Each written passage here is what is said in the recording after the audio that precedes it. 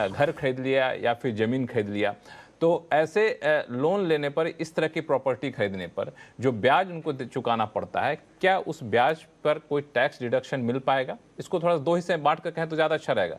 कई बार घर खुद सेल्फ ऑक्यूपाइड होता है, कई बार रेंटेड भी होता है, तो दोनों को क्या अलग अलग नियम है या फिर एक ही साथ है?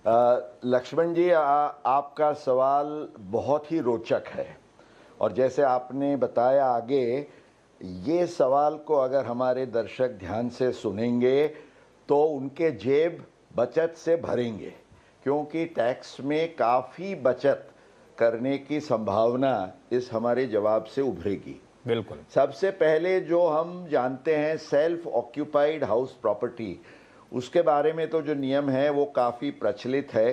सेक्शन 24 के तहत सेल्फ ऑक्यूपाइड प्रॉपर्टी जो होती है उसकी एनुअल लेटिंग वैल्यू तो ज़ीरो होती है, माना उसकी कोई इनकम नहीं होती है, पर वो ज़ीरो इनकम में से आपको खर्च मिल सकता है और वो आपने जो हाउसिंग लोन लिया हो, ये ज़रूरी नहीं है कि कोई इंस्टीट्यूशन से लें आप या बैंक से ले, आप प्राइवेट लोन भी ले सकते हैं।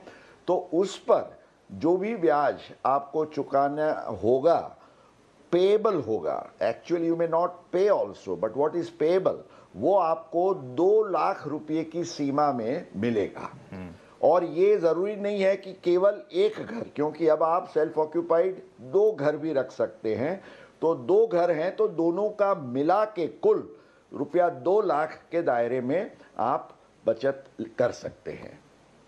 ये तो रहा सेल्फ ऑक्यूपाइड प्रॉपर्टी का। अगर मान लिया रेंट पे कोई प्रॉपर्टी कर दिया हमने लोन लेकर के, तो उसका क्या होगा? जी, अगर आपने प्रॉपर्टी खरीद के रेजिडेंशियल या कमर्शियल, क्योंकि सेल्फ ऑक्यूपाइड प्रॉपर्टी केवल रेजिडेंशियल के लिए है, पर आप जो रेंट पर देते हैं वो रेजिडेंशियल भी हो सकती है, कमर्शियल भी हो सकती है, तो आप जो भी रेंट चुकाते हैं, माना आपकी रेंट की जो आय होती है, आप प्रॉपर्टी जब रेंट पर देते हैं तो उस आय के सामने आपने जो हाउसिंग लोन लिया है तो उसका पूरा ब्याज विदाउट एनी लिमिट आपको डिडक्शन मिल सकता है। मान लीजिए आपने एक प्रॉपर्टी के लिए 1 करोड़ रुपए की लोन ली है और आप उस पर 8% के हिसाब से 8 लाख रुपए का ब्याज चुकाते हैं और समझिए आपको 5 लाख रुपए का रेंट मिलता है,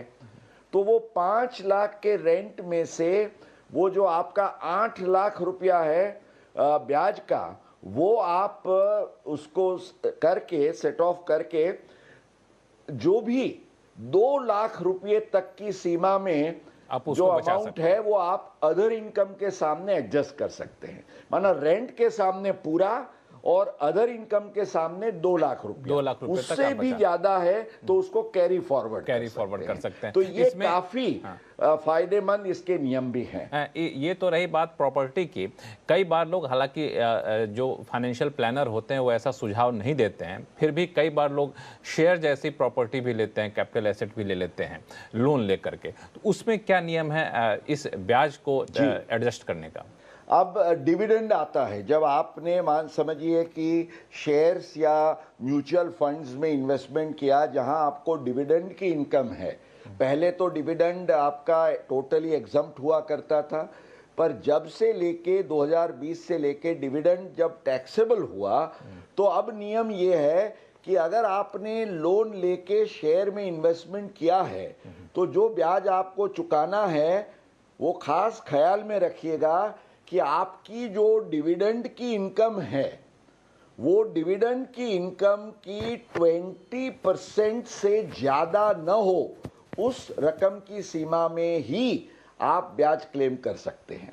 माना आपने ब्याज चुकाया हो 5 लाख रुपया, लेकिन आपकी डिविडेंड की इनकम अगर 1 लाख रुपये की है तो आपको केवल 20,000 रुपये का डिडक्शन इंटरेस्ट का मिलेगा। ये आपको ध्यान रखना है। चलिए, तो ये कई सारी चीज़ें हैं जिसमें आप प्रॉपर्टी अगर लेते हैं, कैपिटल एसेट लेते हैं और लोन लेकर लेते हैं, तो उस पर जो भी आप ब्याज चुकाते हैं उस ब्याज को जो है आप एक तरीके से टैक्स के एवज में आप उसको डिडक्शन क्लेम कर सकते हैं और अपनी टैक्स की देनदारी को भी कम कर सकते हैं।